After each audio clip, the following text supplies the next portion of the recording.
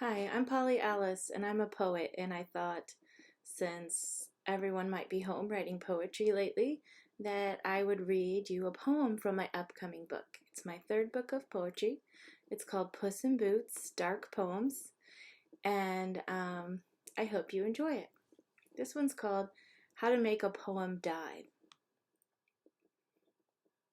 How to make a poem dive? First, make sure he's cold, shivering, and feeling insecure. Push him up as high as he will go.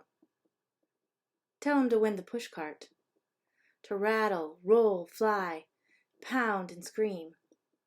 Then watch as he silently mutters and climbs back down, unwilling to make the plunge. How to turn a poem around. Tell him to take it out of first gear. Tell him to stop talking about himself.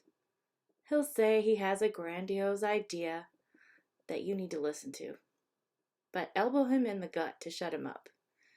That's when he'll try second gear. He'll make it all about you, but not in a nice way. When that doesn't work, he'll get out his headphones and pretend you're not even there, but just keep hitting him on the back of the head with your pencil until he's so annoyed he's ready to punch. Grab him by the tail. Then, introduce him to the neighbors. Make him get out. Stand on his own 2 feet. Give him a task like raking leaves for the widow next door. He'll want to slink back into the swamp and sharpen his teeth.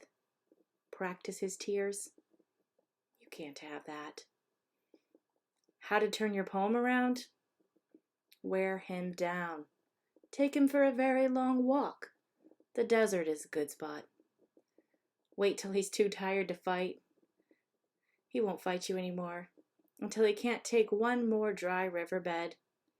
Then, give him water. Drink a beer with him.